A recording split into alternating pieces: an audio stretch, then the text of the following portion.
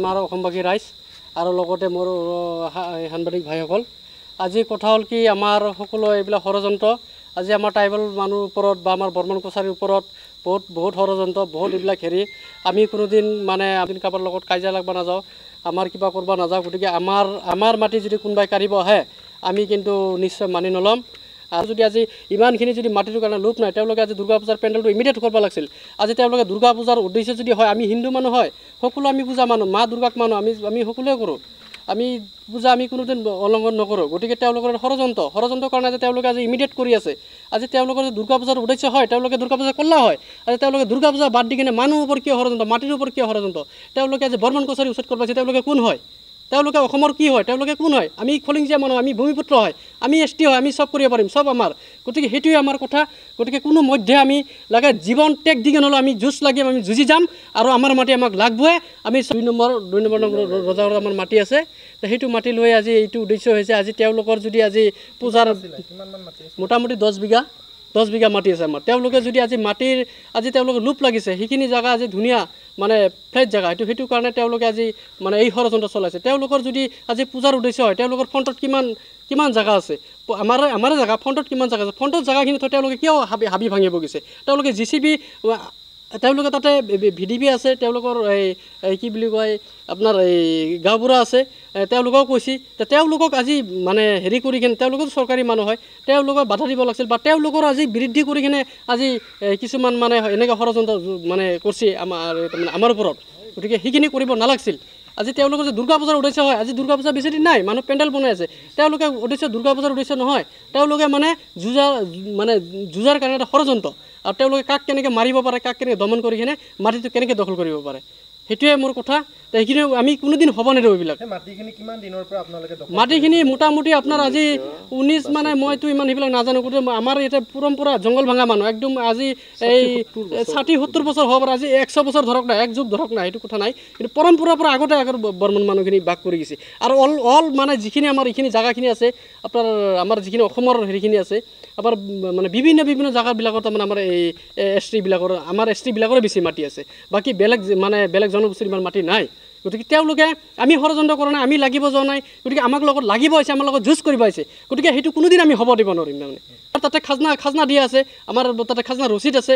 আমি মণ্ডল অফিচত গৈছিলোঁ ছাৰো আহিছিল বাইদেউ আহিছিল আমি এইবিলাক কথা হৈছিল আমাৰ তেওঁলোকে প্ৰশাসনত গৈছিল তাতেও ক'লা তাতেও ছাৰে কৈছিল যে আপোনালোকে বুজাবুজি কৰক যদি আমাৰ যদি হেৰিয়ে নাছিল গতিকে তেওঁলোকে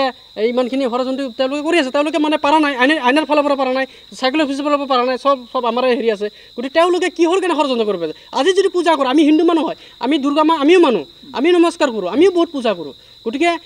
তেওঁলোকে কিয় ষড়যন্ত্ৰ কৰিব দুৰ্গা পূজা আমাৰো আছে না আমি একচুৱেলি ক'ব যে দুৰ্গা পূজাৰ উপলক্ষে তেওঁলোকে দুৰ্গা পূজা কৰিব ওলাইছে যে আমি দুৰ্গা পূজা কৰিব নিদিওঁ এইটো মিছা কথা মাক আমিও মানো দুৰ্গা মাক আমিও মানো মা ভনী চবেই মানে সকলোৱে হিন্দু হয় গতিকে তেওঁলোকে এইটো ষড়যন্ত্ৰ বিলকুল ষড়যন্ত্ৰ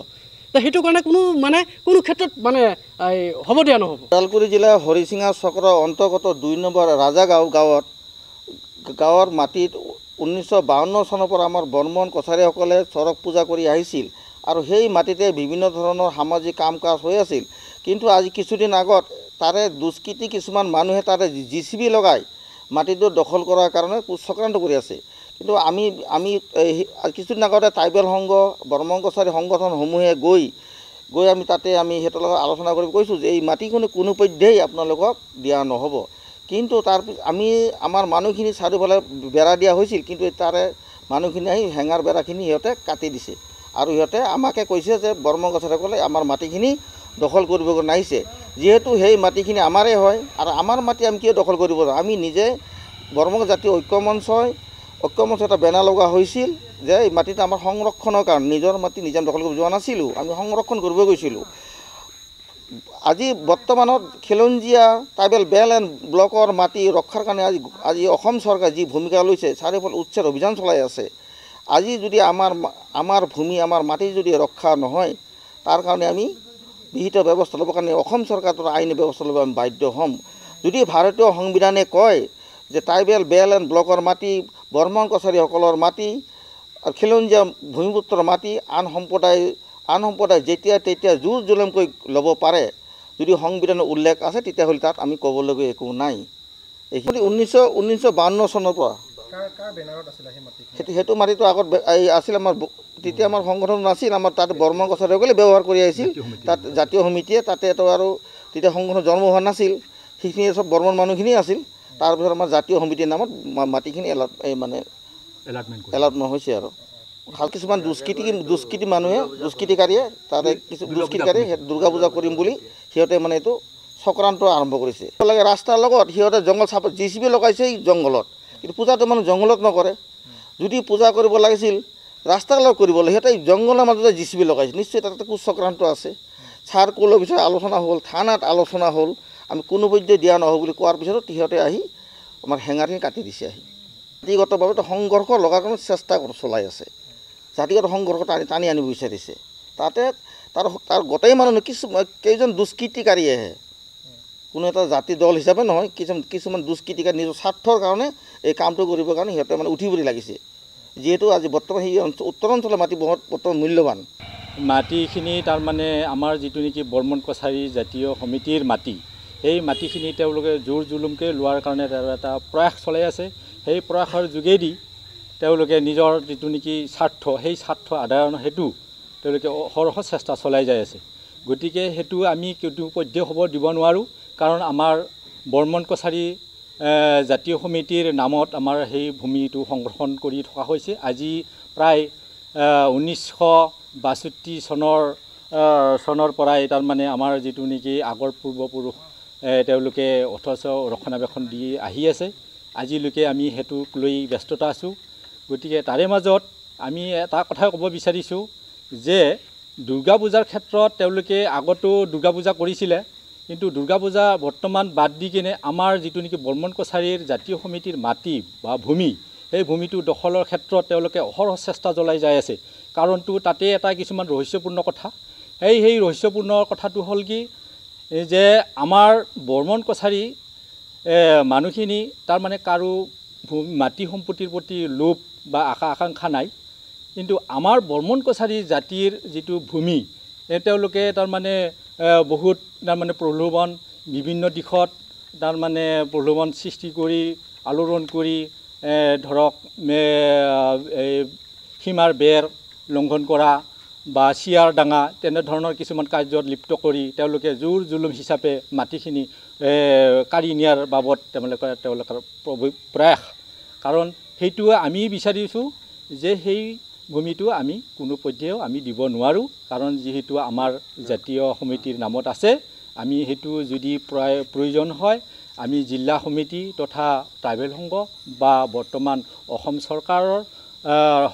সহযোগ লোৱাৰ কাৰণে বাধ্য হ'ম বুলি নমস্কাৰ মই অজয় ফুকন আৰু এইখিনিতে সমূহ এনি ভাৰত চেনেলটোৰ যিসকল কৰ্মকৰ্তা আছে সকলোৰে মোৰ ফালৰ পৰা শুভেচ্ছা জ্ঞাপন কৰিছোঁ অসমৰ আচলতে সংবাদ জগতত নতুনকৈ আচলতে এটি আত্মপ্ৰকাশ ঘটিছে আমাৰ নিউজ চেনেল এনি ভাৰত আৰু এনি ভাৰতৰ এটা খুব ধুনীয়া এটা অনুষ্ঠান হ'বলৈ গৈ আছে সকলোৱে জানে আমাৰ সকলোৰে মৰমৰ হাৰ্টথ্ৰব জুবিন গাৰ্গৰ গানে কি আনে আচলতে জুবিনদাৰ সেই গীতৰ আধাৰত আমাৰ হিৰুদাই লিখা সেই গীতটি গানে কি আনে এই গানে কি আনে নামৰ এটি তেওঁলোকে সাংগীতিক ৰিয়েলিটি শ্ব' কৰিবলৈ গৈ আছে আৰু 15 আগষ্টৰ পৰা গোটেই আৰম্ভ হ'ব প্ৰথম অডিশ্যন অসমৰ ধেমাজি জিলাত আৰম্ভ কৰিব গতিকে সমূহ যিসকল প্ৰতিভা আছে যিসকলে গান ভাল পায় যিসকলে তেওঁলোকৰ নিজৰ প্ৰতিভা আচলতে দেখুৱাব বিচাৰে এই ৰিয়েলিটি শ্ব'ত গানে কি আনে এই প্ৰতিযোগিতাত অংশগ্ৰহণ কৰক আৰু খুব ধুনীয়া আপোনালোকে সুবৰ্ণ সুযোগ লাভ কৰিব লগতে ইয়াতে পুৰস্কাৰ আছেই বিভিন্ন ধৰণৰ উপহাৰো আপোনালোকে লাভ কৰিব আৰু লগতে এগৰাকী প্ৰতিষ্ঠিত আচলতে এগৰাকী শিল্পী হিচাপে অসমৰ সাংস্কৃতিক জগত আপোনালোক প্ৰতিষ্ঠা লাভ কৰিব গতিকে গোটেই অনুষ্ঠানটোলৈ মোৰ ফালৰ পৰা শুভকামনা থাকিল আৰু লগতে এই অনুষ্ঠানটোত আপোনালোকে অংশগ্ৰহণ কৰিব আমিও আছোঁ আৰু সকলোকে আমি লগ পাম ধন্যবাদ